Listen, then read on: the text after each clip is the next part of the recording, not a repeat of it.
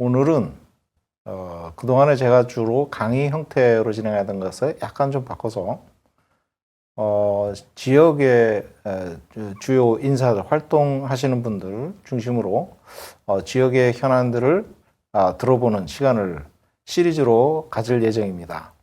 그래서 오늘은 첫 순서로 부산 지역에서 더 30km 포럼을 창립해서 지역의 수명 연장이나 원자력 고리 2호기 수명 연장 이런 것들에 대해서 종합적으로 대응을 하는 어떤 조직화 핵심으로 역할을 하고 계신 부산 경성대 김해창 교수님을 모시고 오늘 얘기를 같이 진행하겠습니다. 인사하시죠. 예, 반갑습니다. 예, 경성대 환경공학과 김해창입니다.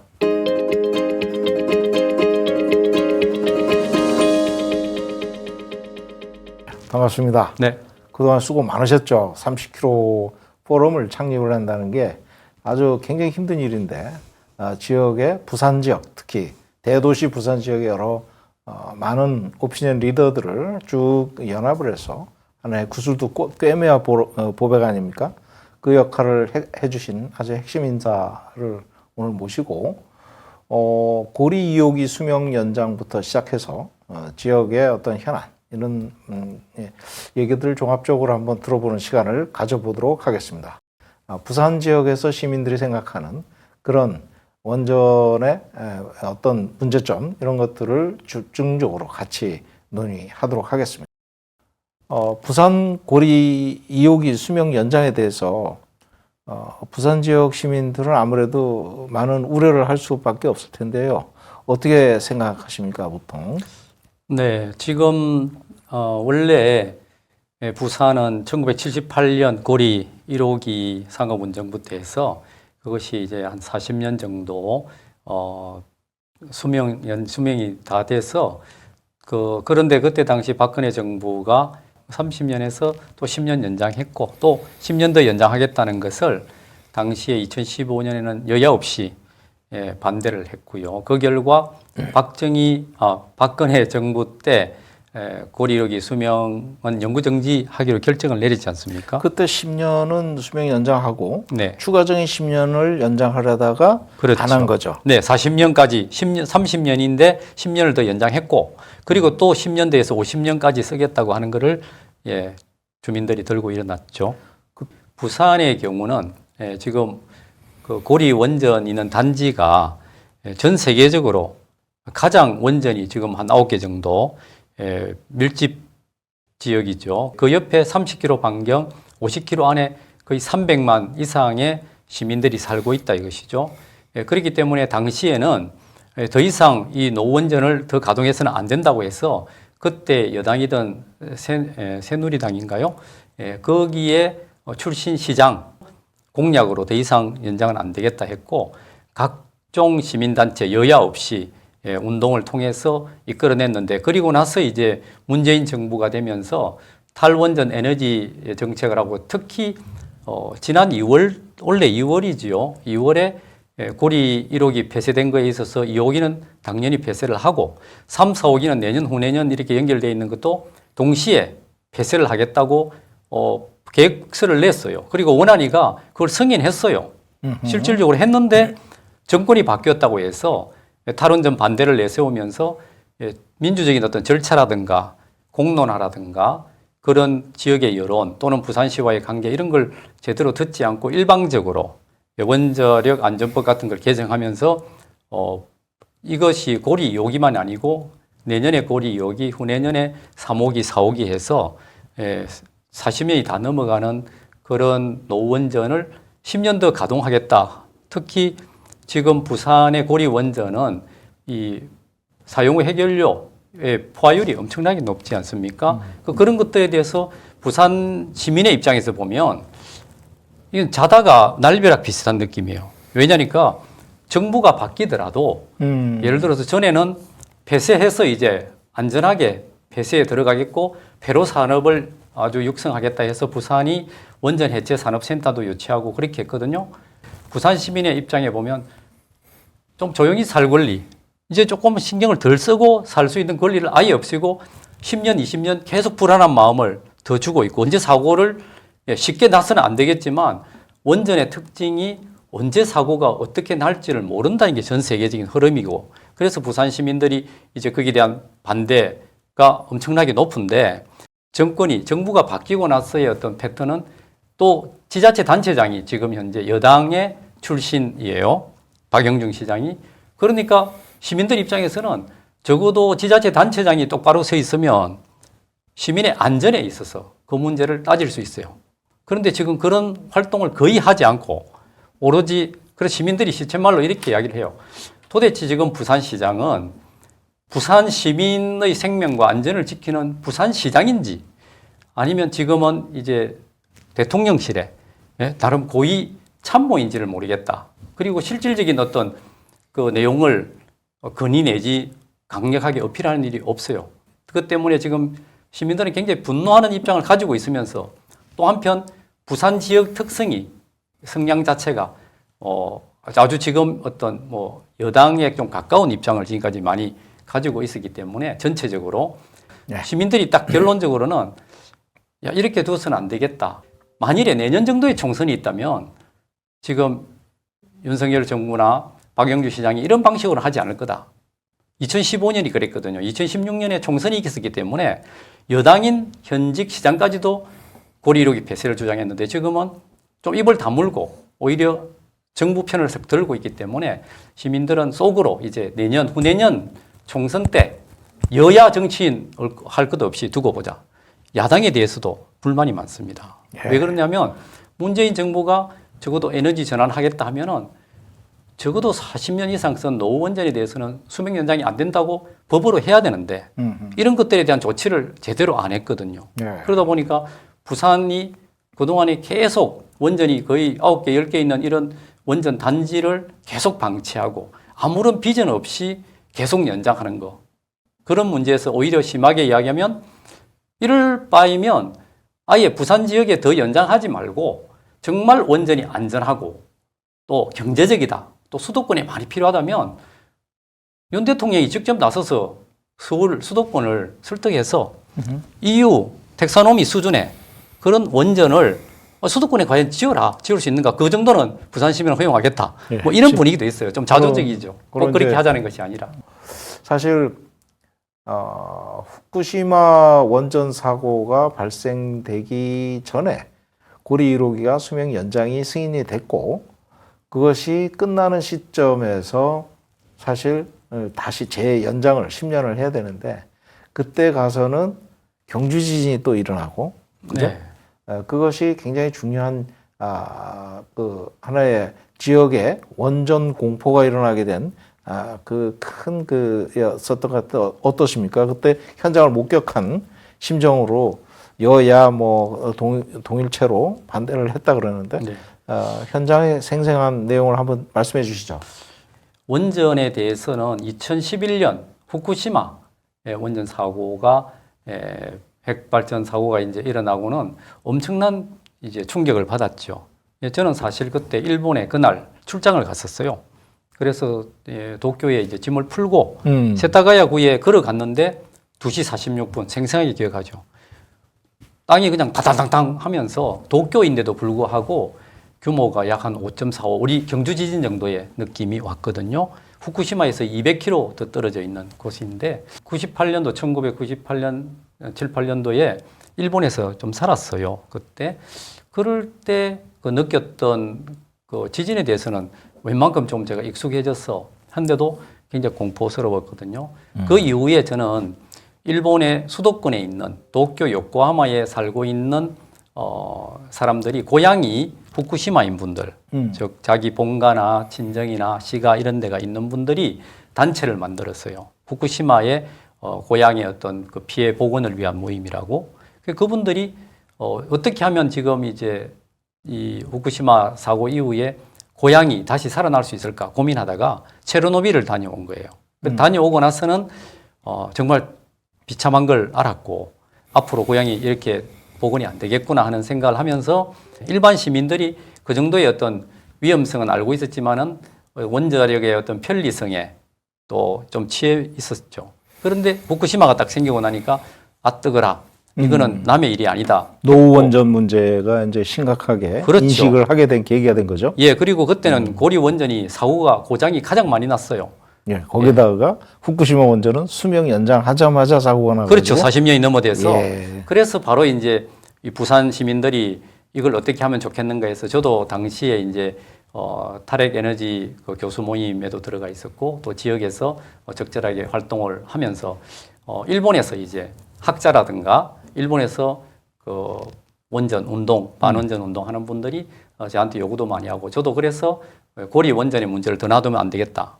대신에 이걸 이제 시민들에게 어떻게 좀 인식을 하고 해갈까 한데 당시에는 힘이 된 것이 여야 없이 또 설득을 그렇게 했어요. 즉 그때는 자유총연맹이라든가 심지어 해병대 전후회까지도 이렇게 하다가는 우리가 사고 나면 여야가 아니라 부산 지역이 위험하다. 이렇게 해서 또 부산시의 시장을 비롯해서 시의회 의원들이 여당 일색이지만 원전 특위도 만들고 해서 이거는 적어도 고리 1호기 40년이면 엄청 많이 쓴 거다.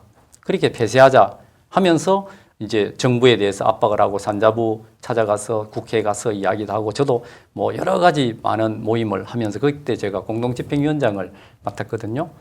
그래서 또 시민들이 매주 빠지지 않고 뭐 적게는 20-30명, 많게는 200명씩 모여서 일주일에 한 번씩 계속 부산 시내를 다니면서 시민들에게 부산이 이렇게 아름다운 곳인데 여기 이런 문제가 생긴다 해서 자발적으로 많은 참여도 하고 부산역에서 한 1,800명 정도가 모여가지고 집회도 하고 이런 힘을 이제 보이면서 정부가 움직이기 시작했고 그래서 결론적으로 박근혜 정부가 약간의 경제성이 있을 수도 있다 하지만은 정말 리스크가 크기 때문에 그것을 영구 정지를 시킨 것이죠. 그럼에도 불구하고 갑자기 정권이 들었으면서 친원전 정권이 들어섰고 그로 인해서 수명 연장을 이제 지금 전국 원전을 다 하겠다는 거 아닙니까? 네네.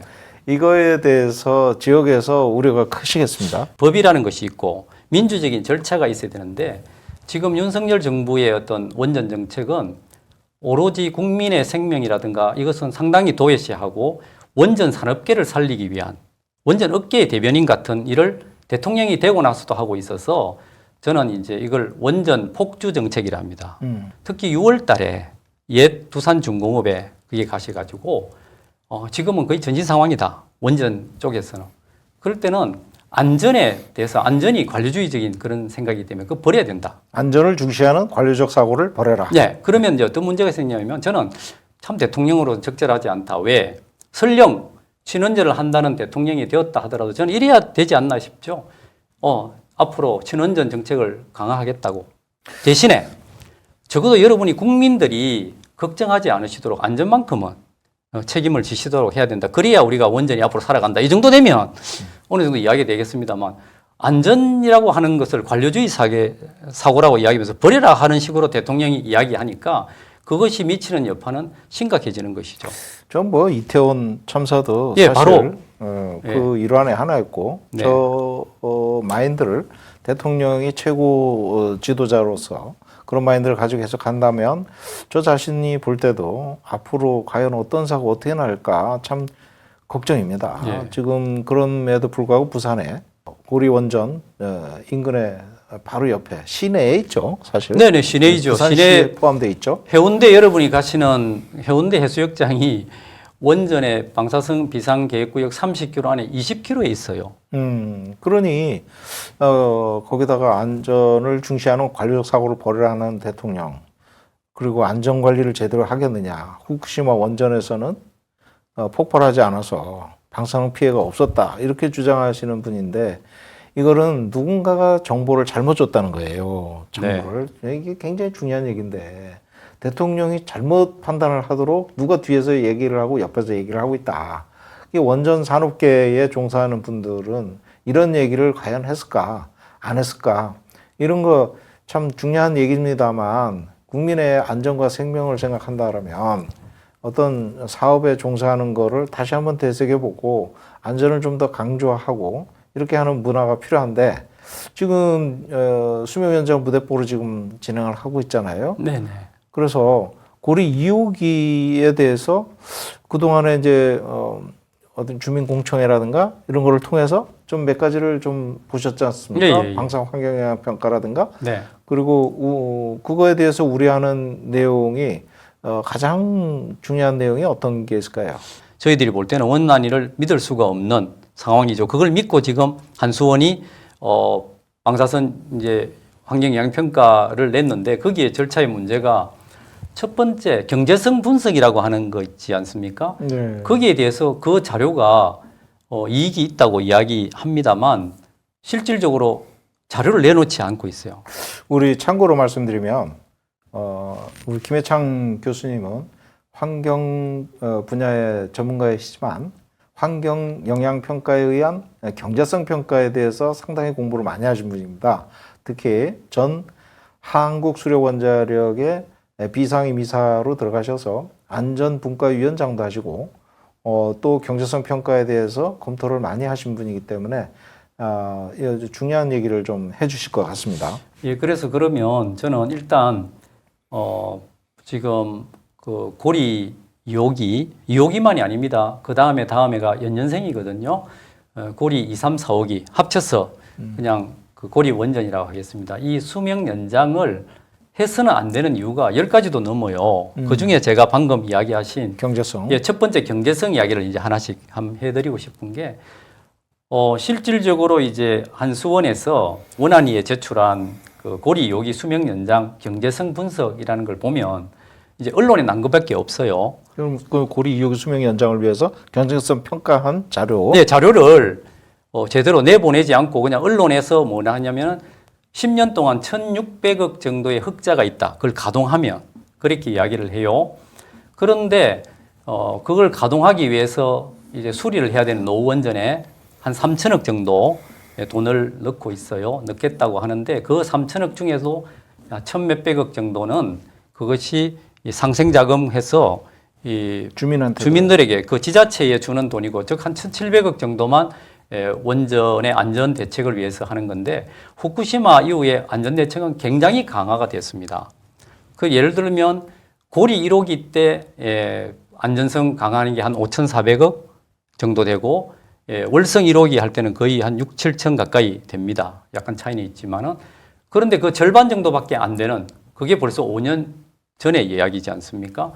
그걸 먼저 넣었다고요. 수명 연장의 비용으로. 예, 수명 연장 비용으로 특히 책정을 한 거죠. 그렇죠. 책정을 했는데 그것이 사실은 터무니없이 낮은 것이고 너무나 우리 이정현 대표님 잘 알겠습니다만 노원전 같은 경우는 쉽게 말하면 자동차로 치면 엔진 있잖아요.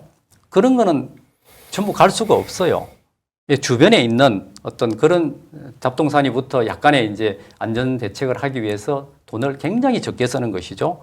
그런데 경제성이 있다는 것은 보이지 않게끔 예를 들어서 트럭이라든지 택시라든가 이런 것을 사업적으로 쓸 때 한 10몇 년이 되었으면 조금 더 탈 수는 있죠. 개인 정도면. 그러나 택시가 그걸 가지고 트럭을 갖고 계속 영업을 한다 하면 이익이 되겠지만 실질적으로 보면 사고가 날 우려가 높을 때 사회적으로는 엄청난 비용이 드는 것이죠. 그렇다라면 지금 말씀하시는 내용으로 보면 그 안전성에 제대로 투자를 안 했다라고 보시는 거네요. 그렇죠. 그 이야기를 제가 드릴게요. 예. 그러면 이제 1,600억이 10년 정도 해서 1,600억이 든다고 이야기하면 경제성 분석 보고서를 첫째 안 내놓았다는 것이죠.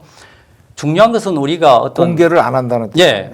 왜 공개를 안 하냐면 몇 번 제가 이제 국회의원을 통해서 다른 분들에 대해서 이력저력 물어서 그 기본 자료가 오면 우리가 학회에서 검증을 할 수가 있죠. 왜냐하니까 그냥 간단해요.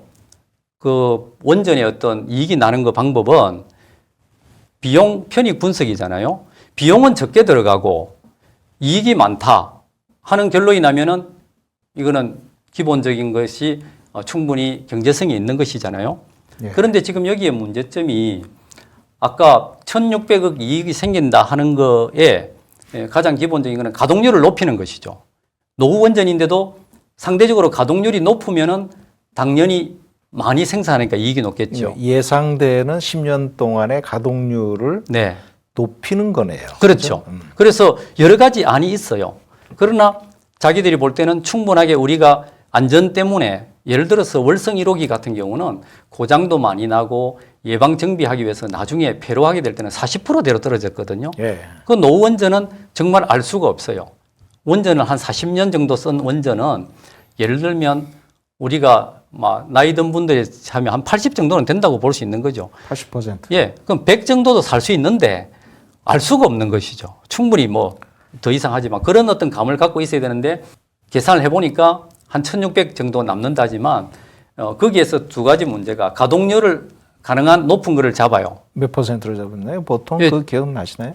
뭐 한 지금 한 80% 정도, 80% 80% 정도로 평균 잡았는데 그거는 굉장히 노후 원전이 예를 들어 조금만 잘못하면 정기 안전 점검하고 고장이 나고 하면 스톱했고 특히 고리 2호기 같은 경우는 안전을 다 체크했다고 이야기하고 나서 바로 6월 달인가 그게 정지가 돼서 어떤 이유로 정지된지 예방 정비를 하고 돌렸는데 한 달 동안 스톱했거든요.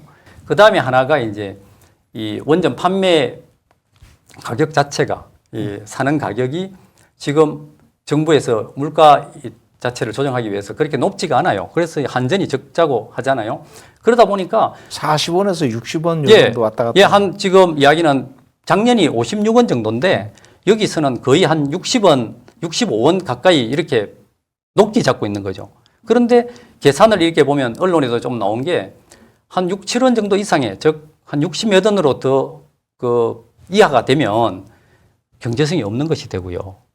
조사를 해보면 그런데 그런 자료를 안 준다는 것이죠. 그 다음에 하나 더는 1,600억이라고 하는 돈이 이제 실제로 가동되는 게 한 2년 정도는 실질적으로 가동을 못하고 준비를 해야 돼요.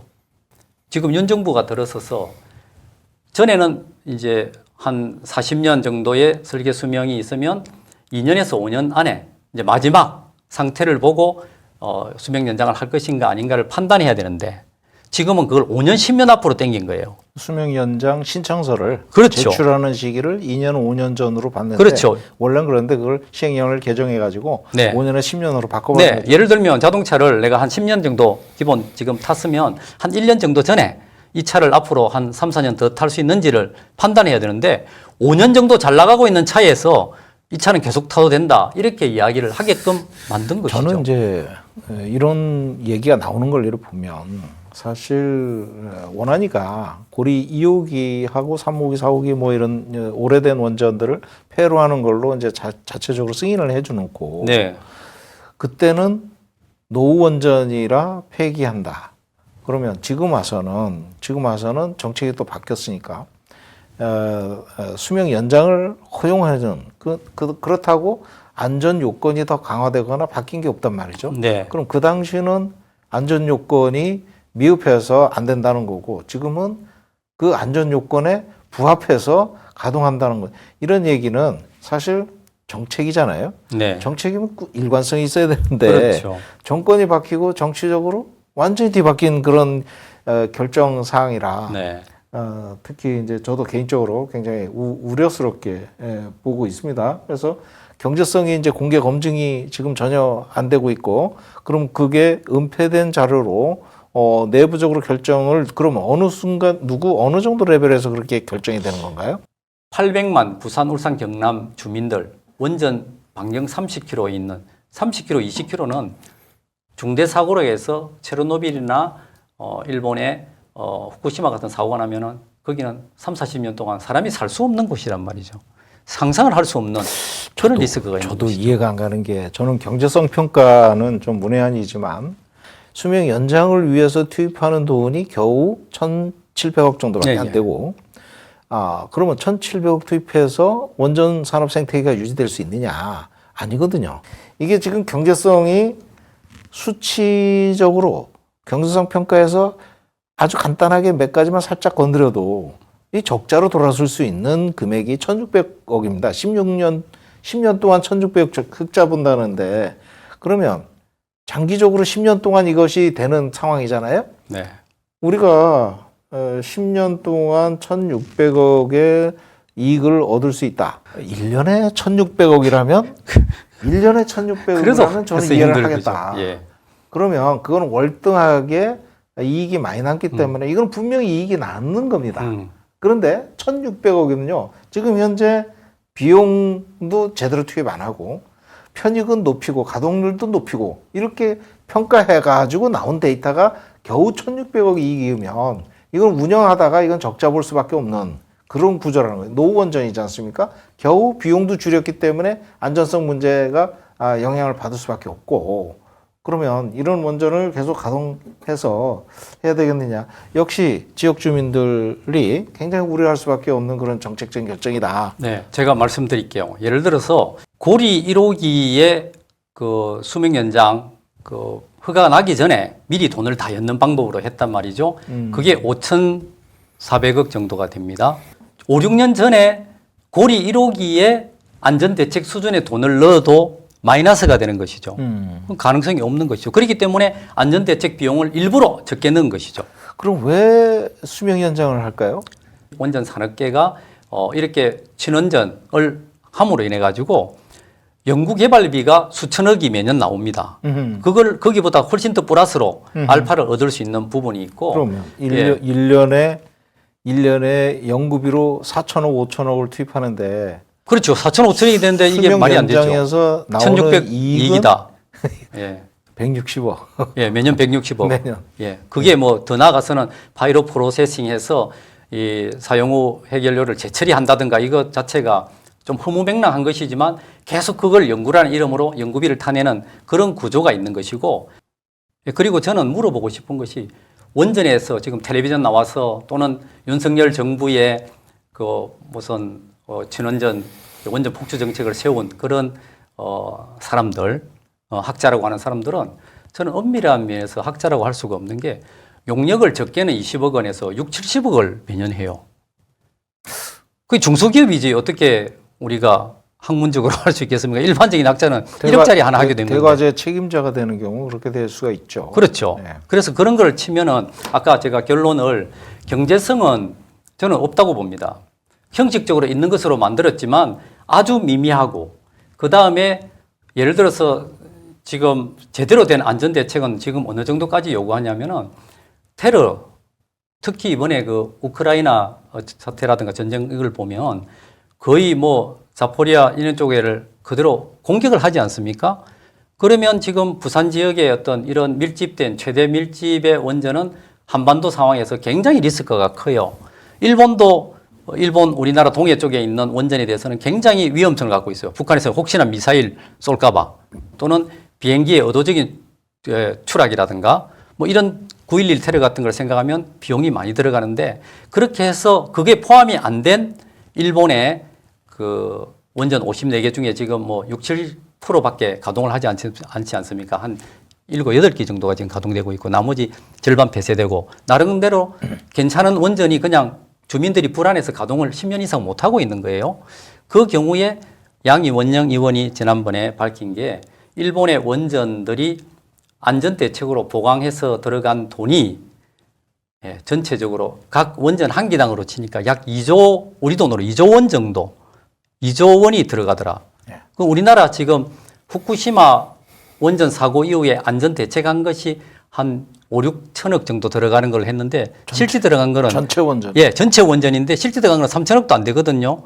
그렇게 보면 일본은 한 원전에 2조 원이라 하면은 고리 5, 6호기 하나가 한 5, 6조 되는데 거의 3분의 1 정도가 안전비용이라는 것이죠. 일본은 이제 재가동 프로젝트로 들어가서 50여 기 원전 중에 한 20기 정도 재가동하는 것을 목표로 나머지는 이제 물론 필요하겠지만 추진이 되고 있는데요. 그 중에 20기에 대해서 안전 보강을 지금 2조, 호기당 2조 원에 가까운 돈을 투입하는 가장 큰 원인 중에 하나가 방금 말씀하신 테러 대응입니다. 그래서 항공기, 드론, 그다음 미사일 이런 것들에 의해서 만약에 이 원전이 공격을 받았을 때 어떤 영향을 줄 수 있느냐. 그래서 그것에 대해서 미흡하다 해가지고 재가동이 안 되는 그런 원전들이 수두룩하게 있습니다. 최근 들어서 또 갑자기 이 테러 대응을 해야 된다 이렇게 해가지고 사실 2조 원 이상이 투입되고 있다 이렇게 보면 되겠습니다. 그래서 고리 2호기는 너무 안타깝습니다. 그래서 이런 안전 비용이 제대로 투자 안 되고 있다. 다수호기 문제도 뭐 이런 것들. 자, 그다음에 두 번째는 혹시 두 번째는 이제 고리 원전 수명을 연장하면 안 되는 게 정말 쓸 만큼 쓴 거죠. 우리가 옛날 친구 영화 중에 많이 묻다 이가 예, 경상도 말로 예를 들어서 지금 예 1983년부터 지금 내년 되면 40년간을 예, 원전을 상업 원전을 했거든요. 얼만큼 그게 많이 쓴 거냐 하면 전 세계 가동 원전이 지금 411기 정도가 있습니다. 이것은 세계 원자력 산업 동향 보고서라고 해서 위니스알이라고 하는데 2022년 지난 10월 달에 나온 자료입니다. 매년 나오는데요. 전 세계 가동 원전이 계속 해마다 제가 체크해 본데 작년에는 415개 가동되었는데 지금 411개예요. 그 중에 평균 가동되고 있는 원전의 평균 나이가 31년입니다. 예.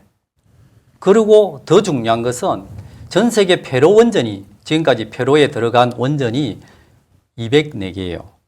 예. 작년에 이것만 해도 한 211개 정도가 됐습니다. 폐로가 또 더 늘어난 것이죠. 204개의 폐로 원전이 평균 나이가 얼마 정도 된다고 생각하십니까?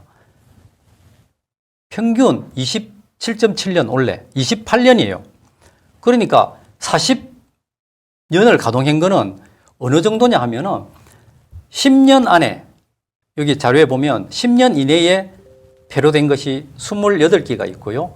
20년 미만 된 게 20기, 그리고 30년 미만에서 58기, 40년 안에 50기, 40년 넘어서 폐로된 게 39개밖에 없어요. 그러니까 이런 거를 치면은 우리가 28년의 대부분 폐로 평균 나이인데 40년 쓴 거는 어마어마하게 많이 썼다는 걸 알아야 되는 것이죠. 그걸 우리 부산, 울산, 경남의 주민들이 참고 살았고 했는데 그걸 여기다가 10년을 더 쓰겠다. 50년 넘어서 더 쓰는 게 없습니다. 그러니까 이익도 별로 안 나오고, 네.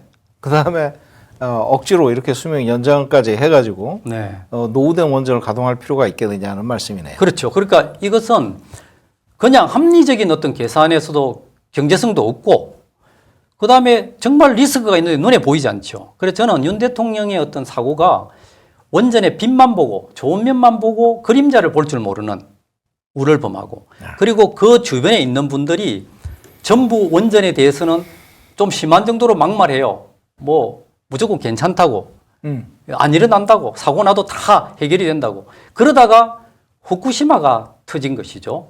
그래서 독일이, 일본이 저 정도 관리 잘한, 일본이 엉터리 나라가 아닌 것이죠.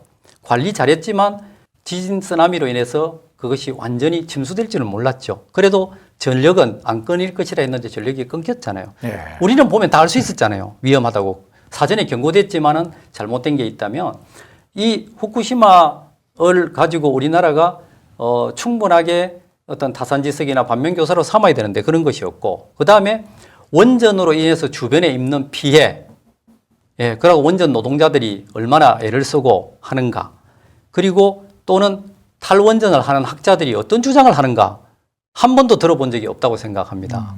그러다 보니까 오로지 이 원전은 괜찮은 건데 뭐 멀쩡한 거를 세워놓느냐 이런 식의 생각을 하는 거, 이것은 일본에서 벌써 나온 원전 안전 신화라 하거든요. 원자력은 안전하고 어떤 사고가 있어도 100만 년에 한 번 정도 일어날 건가 말까 한 사고이기 때문에 관계없다는데 100만 년 사고가 왜 5년, 10년 전에 사고가 나느냐고요. 그건 확률론 갖고 따질 게 아니거든요. 그런 어떤 위험성에 대한 인식을 한다면 우리가 그런 정도면, 제가 지금까지 한 30년 이상을 자동차로 몰았지만 크게 사고 난 적이 없어요. 그럼 제가 보험을 넣을 필요가 없지 않나 이런 생각을 하지만 그게 않지 않습니까? 후쿠시마의 1호기부터 6호기까지 약 40년, 제일 오래된 게 이제 후쿠시마 1호기였는데 그게 이제 40년 됐었어요. 사고 날 때. 근데 이 6개 원전이 사실상 평균적으로 코어 데미지 프리퀀시라고 하는 노심 용융 사고가 일어날 확률이 10의 마이너스 7승 정도로 계산이 됐거든요. 맞아요. 그러면 예. 이건 뭐 40년도 안 돼가지고 6개 원전 중에 4개가 완전히 폭발이 일어나고 화재 일어나고 했는데 그 확률론적 안전성 평가라는 그것에 너무 우리가 의존했다면 큰일 날 것 같습니다. 네.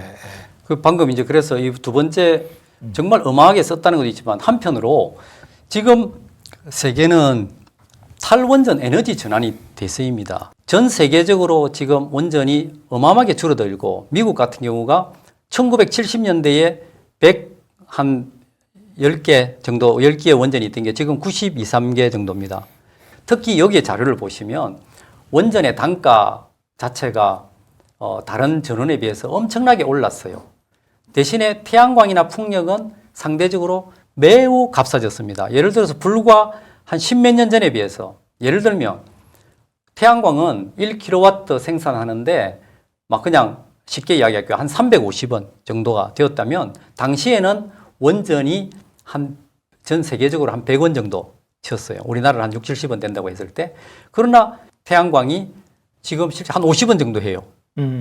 그리고 한 100원 정도 하던 원전이 지금 한 130원 정도 세계적으로 한 33% 올랐고요. 세계 평균이 지금 한 31년은 가동하고 있는데 이걸 40년에서 또 10년을 더 쓰면 50년이잖아요. 네. 무슨 기네스북 기록 만들려고 하는 것도 아닌 것 같고 그리고 원래 설계 수명 연장이 하는 것은 그것이 만들 때 가장 안전하게 가동할 수 있는 거의 최대치의 기본을 잡은 것이죠. 우리나라에서 이걸 정책적으로 지금 원전을 이렇게 무리하게 폭주를 하는 형태는 우리가 모르면 모르지만 적어도 40년 쓴다는 것이 엄청나게 많이 쓰는 것인데 그걸 일방적으로 아예 새로운 걸 만들면 모르겠어요. 그런데 이런 방식은 잘못됐다. 그래서 부산, 울산, 경남 있는 지역 주민들은 이럴 바에면 오히려 정말 지을 수 있는 데 있으면 새 거를 지어봐라. 설득을 해서. 짓지 못할 것이죠. 그런 이야기를 하는 것이 이제 두 번째 이야기고 그 다음에 하나 더는 이 고준위 방사성 폐기물 처분장 지금 안 돼 있잖아요. 그런데 계속 수명 연장을 하면 어떤 일이 생기느냐. 부산, 울산, 경남이 임시로 한 50년 정도 쓸 수 있는 뭐 건식 저장 시설을 하자 이래버리면 50년 뒤에 책임질 사람이 있습니까? 그러면 그냥 고리 원전 단지가 하나의 영구 핵 폐기장이 된다는 그런 우려가, 그런 불안이 굉장히 있습니다. 지금 고리 원전이 포화 상태가 작년 7월 이후에 고리 1호기는 이제 폐로하니까 100% 찼고 지금 이제 수명 연장하겠다는 고리 2호기는 거의 89%, 90% 정도 찼고 3호기, 4호기 그 다음에 폐로되는 거 92%, 93%예요. 그 신고리 1호기까지 가동계획이 얼마 안 돼도 60몇 프로 찼거든요. 이게서 무슨 문제가 있느냐면 지금 현재 같은 상태에서 사용 후 핵연료 고준위 방패물을 처분하지 못하면 5년, 10년 뒤에는 가동할 수가 없어요. 그렇기 때문에 지금 정부가 나서서 또는 국회 여야가 이상하게 임시 건식 저장 시설을 그 수조 안에 있던 것을 빼내 가지고 일단 여러 가지 뭐 형태의 월성회 같은 비슷한 형태로 임시로 한 50년을 밖으로 외부 노출이 되면서 안전하게 한다고 해서 임시 건식 저장 시설이라도 해서 가동하자고 이야기하는데 우리가 쓰레기 청소를 한다는 것은 쓰레기 양이 일단 얼마가 나올지 참 좀 그걸 보면 되게 걱정되는 게 후쿠시마 원전 사고 사례를 보면 사고기가 오버올 그러니까 이제 정비 기간 중이라 원자로 동체 안에는 해결료를 다 끄집어내 가지고 저장조 안에 두고 있었어요. 네. 우리나라도 저장조가 있잖아요. 근데 그 상태에서 사고가 난 거죠. 그렇죠. 그런데 자 사고 나니까 1, 2, 3호기는 원자로 안에 있는 해결료가 녹아가지고 밑으로 떨어졌단 말이에요. 근데 4호기는 더 많은 해결료가 저장조, 임시 저장조 안에 이제 쌓여 있는 건데, 자, 지진이 또 후속적으로 올지 모르고, 그러면 이거를 빨리 빼가지고 어디 딴 데다 저장을 해야 되잖아요. 거기 안에는 마치 그 손에 임시 저장 같은 그런 건식 저장 개념이 있었어요. 그걸로 옮긴 거죠, 다. 근데 우리나라는 만약에 고리 10개 원전에서 이런 사고가 났다. 그러면 저장조에 있는 해결료를 딴 데다 옮겨 놓을 데가 없어요. 그것도 굉장히 심각한 안전 위험 요인이거든요. 네. 그러면 그걸 때문에 우리가 지어야 되겠다. 이런 생각을 하는 게 아니라 가동하기 위해서. 네. 가동하기 위해서. 이게 공간이 필요하다. 이런 개념으로 지금 계속 가고 있는 것이 저로서도 굉장히 참 우려스럽네요. 네. 네. 그리고 지금 그 경주에 있는 중저준위, 중에서 지금 저준위만 있는데 그것만 해도 300, 400년 동안에 물이 새서도 사실 안 되는 것이잖아요. 그렇죠. 근데 물이 지금 많이 나오고 있는 거잖아요. 경주 방패장에 물이 많이 들어오죠. 네, 그래서 이런 거를 보면 우리 인간이 좀 겸허해야 되는데 너무나 쉽게 이렇게 판단한다는 것이 그거는 뭐 개인이 그러면 모르겠지만 정부가 국가가 그렇게 해서는 안 되는 것이죠. 그렇다면 지금 이제 손해 저장을 위해서 발전소 손해 저장을 위해서 어떤 환경영향 평가라든가 이런 걸 다 또 해야 될 거 아닙니까? 예, 그죠? 예. 그런 것들은 뭐 어떤 움직임이 있는 건가요? 아니, 저희들이 그런 데 대해서 정보가 없죠. 아, 정보가 없군요. 네, 왜냐니까 지금 정부에서는 법대로 하는 것도 많이 없고 적어도 방사성 폐기물 처분에 있어서는 제일 먼저 우리 지역에 안전한 곳이 있는가 그 지질 맵이라든가 지질 조사를 해야 되는데 특히 부산, 울산 여기는 양산 단청대가 그렇죠. 지나가는 것이 고리 1호기 있을 때는 몰랐어요. 그렇죠. 1970년대 이후에 그것이 발견된 거거든요. 그래서 신고리 5, 6호기 할 때 이런 심각한 문제가 있는 거다 해도 뭐 공로나 절차를 하면서 그냥 넘어간 거죠. 그래서 이런 문제를 앞으로 본다면은 우리가 경주 지진이나 포항 지진 같은 그런 지진을 많이 봤을 때 우리 국민들이 굉장히 겁이 났잖아요. 그러고 이제 부산 지역에서 주민들이 이야기하는 것이 적어도 사용 후 해결료 안전하다고 이야기를 하잖아요. 그러면 그 정도는 좀 받아주는 거 정도는 해줘야 사실 사용이 길래 더 위험한 건데. 그렇죠. 예. 그런데 어쨌든 모든 것이 안전하다고 이야기하면서 실질적으로 수도권에는 하지 않고 이제 30km 이내. 네. 그죠? 모든 구, 그 다음에 시 이런 군 지자체 중심으로 한 10개 정도 된다고 그러더라고요. 네네. 그것들에 대해서 지금 공청회가 계속 진행되고 있죠. 사실상 이는 공청회가 아니죠. 왜냐하니까 한수원이 그거에 대해서 좀 일방적으로 지금까지 이야기하고 제가 그 울주에서 하는 형태를 처음에 저보고 이제 그 이쪽 그 시민 입장에서 공청회에 의견을 내 가지고 하는 거 했는데 저는 저 발언할 기회를 못 가졌어요. 왜 그러냐면 울주 서성에 있는 주민들이 자기 지역에 있는 원전의 수명 연장 이야기를 자기들한테 제대로 통보를 안 한 거예요. 그래서 그분들이 날짜라든가 하는 내용을 통보를 못 받았다는 거니까. 그러니까 이제 우리가 밖에서 신청해갖고 들어간 입장이면 그분들은 한 30분 시위하고 갔어요. 그러면 다시 또 우리가 이야기를 해야 되는데 희한하게 한수원은 그 주민들의 이야기를 핑계로 공청회를 스스로 안 했어요. 충분히 할 수 있음에도 일부러 안 하고 또 현재 법은 어떻게 돼 있냐면 공청회를 2번이 주민들의 어떤 반대를 해서 안 하면 한글로 치게끔 또 시행령에 돼 있어요. 그렇게 돼 있더라고요. 그것 이상하잖아요. 그리고 그다음에 더 희한한 것은 이 안전성 평가에 특히 방사성 영향 평가에 있어서 열람을 하게끔 해놓은 게 한 몇백 페이지, 한 800페이지 되는 그 자료를 일일이 다운을 받아서 볼 수가 없어요. 그냥 펴놓고 정도는 보는데 사실 주민들이 평상시에 이제 생활에 여념없이 계신 분들이 원전이라는 거를 들여다볼 기회도 없고 거기다가 방사 환경영향 평가는 이건 전문가 영역이에요. 네, 알 수가 없죠. 전문가들이 보고 제대로 평가를 해주고 비판을 해주고 의견을 제시를 해줄 수가 있어야 되는 시민들을 위해서 그게 좀 우리나라가 안 돼 있죠. 안 돼 있죠. 그러니까 예를 들어서 미국이라든가 캐나다는 그런 경우는 그 충분히 전문가를 붙이게끔 돼 있어요. 그래서 전문가가 거기에 대해서 조목조목 자료를 다 받고 하나씩을 공청회하면서 찬반 토론을 하든가 이렇게 돼 있는데 우리나라는 한 350만이 봐야 되는데 그걸 본 사람이 200명도 안 돼요. 그리고 보더라도 그 자체를 어떻게 대응하기가 힘듭니다. 그 저는 여기서 공청회를 개발업자 하겠다고 하는 업자가 공청회를 하면 안 되는 것이죠. 당연하죠. 당연히 최소한 원자력 안전위원회나 국가기관에서 아니면 부산시 지자체에서 공정하게 해야 되는데 그런 것이 안 돼 있다. 그게 지금 문제예요. 저도 그 말씀을 듣고 나니까 좀 이상해요. 무슨 얘기냐? 원자력 소통은 누가 담당을 하고 있냐면 원자력 안전위원회예요. 네. 원자력 소통법까지 만들었어요. 네네. 그걸 주무부처가 원자력 안전위원회예요. 네. 그럼 이런 주민공청회를 원안위가 해야죠. 그렇죠. 그죠? 원안위가 하고 주민들 얘기를 들어서 심사에 반영을 해야 될 거 아닙니까? 네. 그죠? 그런데 한수원이 네. 해라. 그쪽에 다 던겨놓고 네. 원안위는 막상 그럼 누구랑 무슨 소통을 하냐? 네. 분명하죠. 네. 사업자랑 소통하고 있는 거예요. 맞아요. 그래 저는 원안이 전 그 야당이나 이게 무슨 소통이냐고 이게. 맞습니다. 지금 야당이나 이런 데서 좀 국회 여당이나 이런 데서 법으로 제대로 아까까지 소통법을 만들 때 무엇 때문에 존재 이유가 있어야 돼. 왜 원자력 안전위원회가 있느냐. 그 우리나라 지금 원자력 안전위원회는 짝퉁입니다. 이런 원안에는 필요가 없는 네. 거예요. 왜 그러냐면 국민들 입장에서 보면. 예, 일본이 원래 원자력 안전위원회가 있다가 사고가 나서 그 뒤에 2012년에 원자력 규제위원회로 바뀌었어요. 미국은 NRC 규제위원회잖아요. 핵규제위원회. 그래서 일본은 어떻게 그나마 바뀌었느냐. 산업부에 있던 우리나라로 치면 있던 거를 환경부 외청으로 환경규제청을 만들었고 지금 우리나라는 원안위 위원들이 비상임이에요.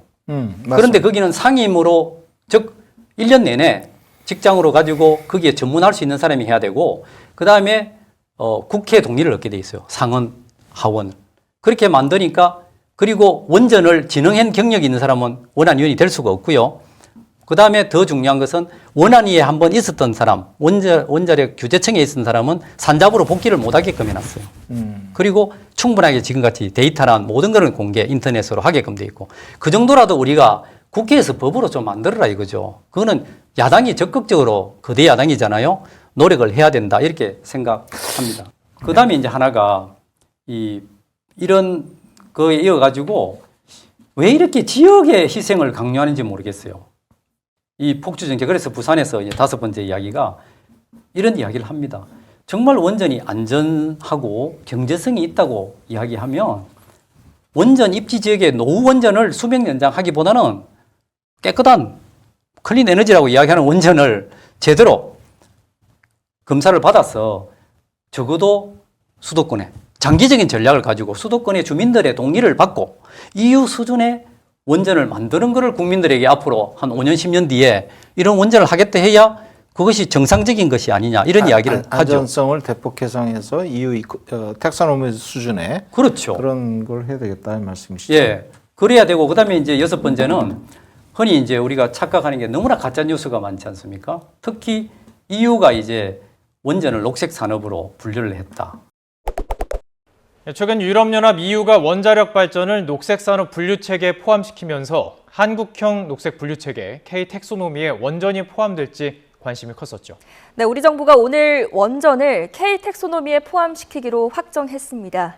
한화진 환경부 장관 모시고 자세한 이야기 나눠보겠습니다. 대통령께서 환경에 대한 이해와 그 관심도가 아주 크셨고요. 네. 특히 국가 지속가능 발전을 위해서 환경이 아주 중요하다 이렇게 말씀을 하셨습니다. 그리고 하나하나 그 과제에 대해서도 꼼꼼하게 살펴주셨습니다. 이 원전이 탄소 중립 정책에 안에 이제 들어가게 되면 텍소노미에 들어가게 되면 원전은 아무래도 더 많이 지원이 갈 수밖에 없고요. 더 원전은 늘려갈 수밖에 없는 그런 상황 아니겠습니까? 네, 작년 12월이죠. 12월 2일이었죠.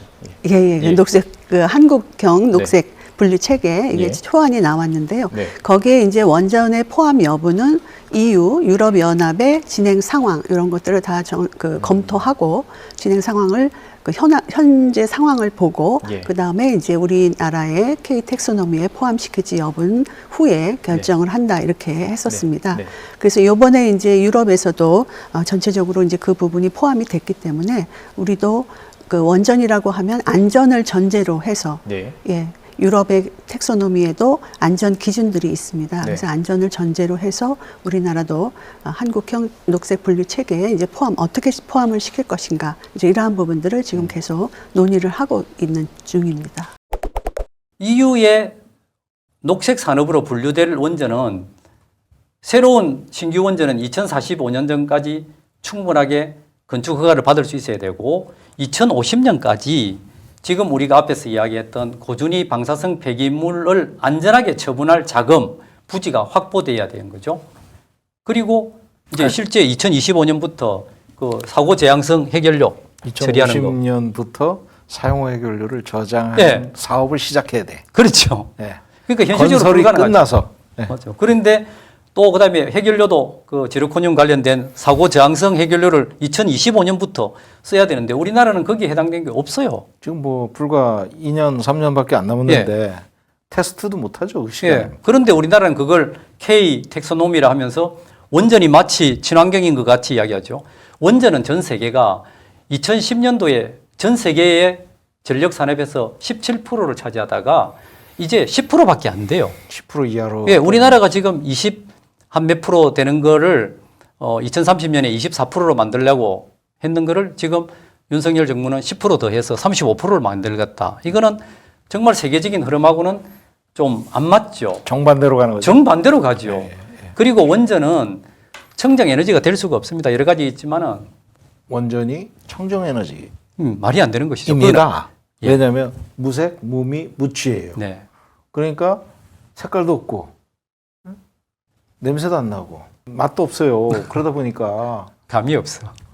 방사능이 오염됐는지 안 됐는지 알 수가 없습니다. 네. 그러니까 깨끗한 에너지다 이렇게 얘기를 해도 맞아요. 할 말이 없는 맞아요, 거예요. 맞아요. 재봐야 알거든요. 예. 그 다음에 이제 하나는 저는 여쭤보고 싶은 게 한번 여쭤보고 싶어요.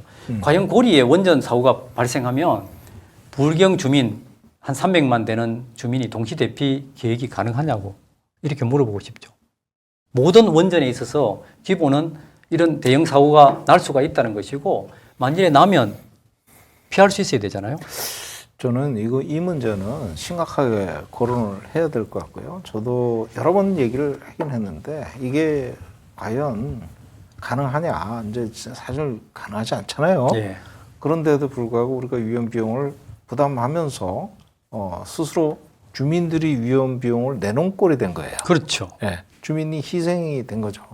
그래서 이 사고가 어떻게 날지 그거는 모르는 일이다. 그렇기 때문에 사고는 안 난다. 이런 안전 신화에 빠져 있는 그런 원자력 당국이 된다 그러면 지금처럼 그렇게 운영해도 될 겁니다. 네. 하지만 50년, 60년, 100년도 쓰고 이러는 원전을 왜 수명 연장 안 하냐 이런 관점으로 본다면 예? 심각하게 볼 수밖에 없는 네. 거죠. 특히 이제 무책임성. 맞습니다. 예. 그 사고 나면 책임지지 않을 사람들이 이런 정책 결정을 하고 그렇죠. 무리한 방향으로 이렇게 간다. 그거 굉장히 우려되는. 이와 관련해 가지고 대표적인 게 주민 대피 계획을 못 내놓은 미국의 쇼어햄이라고 하는 원전이 있는데 폐쇄가 됐어요. 1973년부터 우리 돈 한 6조 들여가지고 1984년에 완성이 되었는데 뉴욕 근처입니다. 그 쇼어햄이라고 하는 지역의 카운티 의회에서 주민 10만 명 정도밖에 안 돼요. 군 의회에서 주민 10만 명이 사고 발생 때 동시 피난 계획이 있느냐고 이야기했는데 답을 못 내놨어요. 예, 저도 저거 봤습니다. 예. 그래서 체르노빌이 2년 뒤에 생기고 89년도, 1989년도에 이 원전 회사가 도대체 이건 할 수 없다 해서 롱 아일랜드 주정부에 단돈 1달러에 팔아넘긴 그냥 포기를 해버렸어요. 이런 걸 저는 우리나라의 언론에서 본 적이 없어요. 그렇죠. 예, 이게 이제 문제고, 그 다음에 이제 한 8번째 이유로 치면은 그럼 원전 해체 산업은 어떻게 할 건가? 이제 문재인 정부 때 그때 조선일보나 이런 데서 폐로 산업이 천조 정도 된다고 전 세계적으로 이야기했어요. 그런데 저는 그때도 원전 폐로 산업이라는 건 사실상 말이 안 되는 거예요. 화력 발전 이런 것은 그냥 수명이 닿으면 그냥 폐기물에서 뜯어버리면 끝인데 원전은 이 방사성 문제가 있어가지고 그 적어도 한 15년에서 20, 30년을 시간을 들여가지고 거기를 폐로 작업을 해야 되잖아요. 폐로 산업을 하겠다고 했으면 고리 1호기를 지금 한 5년이 됐기 때문에 이제 다른 데 옮기는 걸 해야 되거든요. 아무 준비가 안 돼 있어요. 그럼 고기 2호기를 폐쇄하면 모아가지고 3, 4호기를 적어도 한 5년 사이에 정리를 해야 효율적인데 그래야 또 우리 폐로 기술을 또 익혀야 나머지 거의 한 24개 되는 거를 폐로할 거 아닙니까? 앞으로 이래저래 한 30개 되는 거를. 근데 거기에 대한 거를 아무도 하지 않고 특히 부산시 같은 입장에서는 울산시와 함께 해체 산업 이 센터 만들려고 해체 연구센터 만들려고 어마어마하게 치열한 경쟁을 해서 형식상으로는 부산, 울산 중간에 만들어 놨어요. 그런데 지금 정부가 오고 나니까 폐로에 대한 어떤 연구나 이것이 제대로 안 되고 있고 또 언론도 폐로 사업에 대해서는 아무런 생각도 하지 않는데 이게 말이 안 되는 것이 원전을 올 스톱을 하더라도 폐로 문제는 해야 되는 것이잖아요. 이런 걸 하지 않기 때문에 무책임하다. 그 다음에 저는 또 하나 9번째 우리가 볼 때 원전 수출이 과연 대규모 되나? 이명박 정부가 아랍에미레이트 원전 수출한다면서 2030년까지 원전 80기 수출하겠다는데 단 한 개도 못 했죠. 이게 뭐 공통적인 인식 같아요. 네. 예. 원전 산업계만 빼놓고. 예. 그리고 문 정부도 국내에서 그렇게 하면서 원전 뭐 수출하겠다 하는 척을 했죠. 그러나 실제로 이 원전 산업은 현실적으로 좀 어려운 게 제가 이렇게 연구를 보니까 전에 같이 그냥 아랍에미레이트에서 하면 지어주고 돈 받는 것이 아니고 우리가 여기에 돈을 투자를 해야 돼요. 적어도 몇십 조를 우리가 투자를 해가지고 몇십 년 동안 뽑아내야 되는 거죠. 우리가 그 수출금융으로 100억 달러를 수출금융으로부터 받았죠. 예. 그러니까 그런 문제가 되면 그 다음에 더 이제 러시아나 중국 정도는 어떻게 하느냐 하니까 사용 후 해결료 문제를 우리가 조금 해주기로 하겠다. 이런 것이 보이지 않는 옵션으로도 아실 수 있다 이거죠. 우리는 불가능하잖아요. 우리도 이제 소문이 있었는데 UAE 쪽에 우리가 사용 해결료를 가져온다 이런 그 한때 기사도 나고 그랬던 적이 있는데 들어갔어요. 어떤 결론이 있는지 그 내용은 아직 분명히 밝혀지는 건 아닌 것 같습니다. 일본이 우리보다 한 10년 앞서서 그냥 일본이 막 모든 걸 투자해서 원전을 수출하겠다고 했는데 그것이 안 됐어요. 예를 들어서 영국의 무어사이드 원전, 특기 맞습니다. 원전 같은 거 이거는 돈을 결국은 적자만 보고 수조 원 손해보고 포기했죠. 터키. 예, 터키 원전. 그렇기 때문에 그다음 베트남. 또 SMR 이야기를 해요. 예. 소형 모듈 원전을 뭐 하겠다 하는데 이거는 지금 윤 대통령이 후보 시절에 선거 캠프에 있었던 서울대 그 뭐 원자력 에너지 정책 분과장을 맡았던 그 주한규 교수가 언론에 이렇게 했어요. 안전성이 충분히 검토된 뒤에 한 2040년쯤이 돼야 국내 건설이 가능할 것이라고 이야기를 했어요. 불가능하다는 이야기죠. 그리고 우리가 지금 원천 기술이 100%가 아니죠. 그러다 보니까 미국이 가는 어떤 그 소위 코피라이트 특허권 이게 미국이 가는 길에 우리가 따라서는 할 수 있지만 우리 독자적으로 수출할 수 없다는 게 지금 최근에 언론에 나오고 있지 않습니까? 이런 것이 오히려 정말 국민들에게 제대로 알려야 되는데 전부 가짜뉴스가 너무 많이 돌고 있는 이런 게 참 아쉽고 저는 마지막으로 우리 10번째 소명 연장하면 안 되는 이유가 체르노빌, 후쿠시마 원전 사고가 다 끝났습니까? 지금 체르노빌 30년 됐는데 반경 20km에 아무도 살지 않고 그러나 러시아는 우크라이나는 그나마 거기 지역을 비웠잖아요. 워낙 땅이 넓으니까. 그런데 우리나라는 일본은 비울 데가 없어요. 그리고 지금 후쿠시마 원전 사고 난 4호기가 원전에 있는 거기 자체를 로봇 정도가 겨우 접근해서 뭐 한두 시간 하다가 다 고장 나버리고 아직까지 그 멜트다운 된 그 상태를 제대로 확인을 못 하고 있다 이거죠. 그게 나중에 우리나라하고 지금 외교적인 문제도 될 수 있는 오염수 이 태평양 방출돼 있는데 지금 정부가 원전 학자들 원전 업계 이야기만 듣고 방출하는 거에 대해서 별 대책을 안 세우고 있어요. 지금 저 중요한 말씀을 해주셨는데요. 정부가 정책을 입안하는데 원자력 산업계의 말만 듣고 결정을 내리고 있다는 것이 심각한 문제다. 무슨 말씀이냐면 원전은 사고가 나면 국토의 절반이 못 쓰게 될 수 있는 그런 엄청난 일이고 사회적 책임성이 굉장히 강조되고 있는 그런 분야지 않습니까? 네. 그렇게 된다 그러면 어떤 사회적 합의 이런 걸로 가져가야 되는데 너무 그 정치적으로 특히 이제 정부가 어떤 슬로건을 내걸고 와가지고 확 바꿔버리는 그런 상황이 돼서 참 안타깝다. 그래서 체르노빌, 후쿠시마 이 예. 원전 사고가 지금도 사실 체르노빌 같은 경우는 30km 이내 못 들어가고 후쿠시마 같은 멜다운된 해결료가 아직 제거도 못 하고 있고 네. 해체는 엄두도 못 내리고 있죠. 예. 이런 상황에서 원전에 대한 인식 이게 정권이 바뀌었다고 원전에 대한 인식까지 바뀔 수가 있느냐. 네. 원전 안전성 문제는 그대로 가고 있다. 특히 이 정책이 원전 정책이라고 그러잖아요. 그래서 네. 이거는 국가 정책이라고 하고 국가 사업으로 추진한다 이런 얘기를 하잖아요. 그러면 정책이란 거는 가장 중요한 게 일관성입니다. 특히 후쿠시마 원전 사고와 경주 지진으로 인해서 원전이 위험하다는 인식하에 정부가 지난 문재인 정부에서 탈원전 에너지 전환 정책을 추진을 했고 그것이 사실 점진 축소형 그래서 나름대로 합리적으로 정책을 구상을 하면서 재생에너지 정책을 굉장히 강조하는 그런 형태로 진행이 됐지 않습니까? 네네. 그것이 5년 동안 추진이 되어 왔고 그것을 보완해서 좀 더 개선된 어떤 방향으로 간다 그러면 좋은데 완전히 전 세계 흐름과도 거꾸로 가는 그런 역발상 정책 정권으로 가니까 이 산업부 공무원들조차도 굉장히 헷갈릴 거예요. 응? 이게 그냥 탈원전 정책이 그냥 간 게 아니잖아요. 예. 분명한 이유와 근거를 가지고 왔고 우리 지역에서 많은 2015 주민들이 년도. 걱정하시듯이 2015년 전후로 해가지고 이거 컨센서스가 됐던 겁니다. 그렇죠.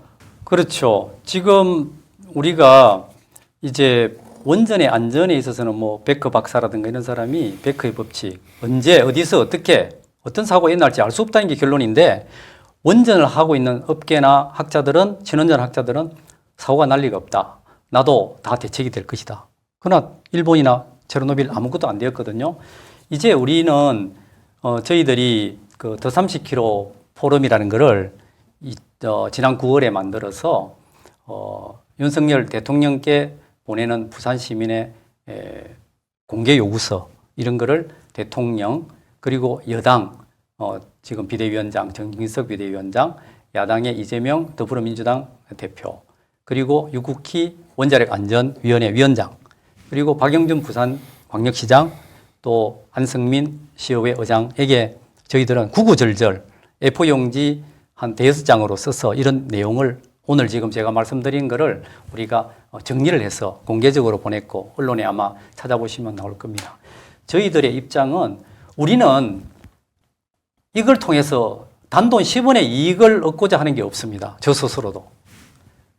반면에 혹시나 모를 피해를 막아달라고 하는 그런 간절한 입장입니다. 만일에 우리나라가 일본이나 러시아 같은 일이 난다면 나라의 명운이 걸린 일이고요.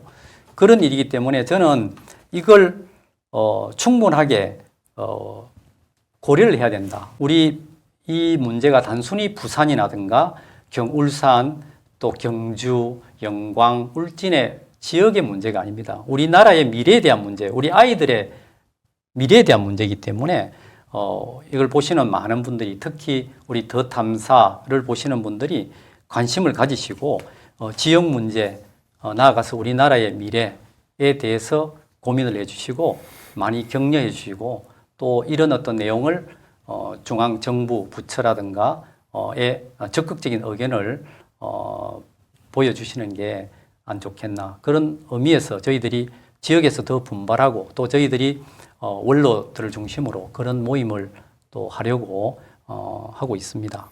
앞으로 활동하시는데 여러 시민 연대해서 100만 서명 운동이나 범시민 운동기구 이런 것들 구성을 할 때 관심을 갖고 많이 참여도 하실 수 있으면 좋겠습니다.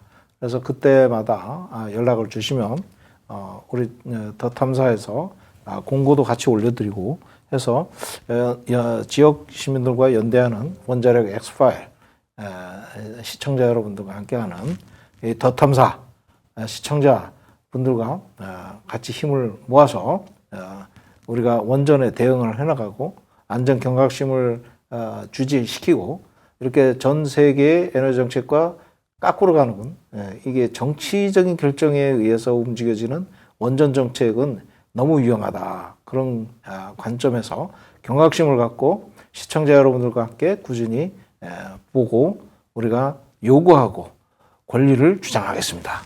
예. 먼 길 오셔서 감사합니다. 감사합니다.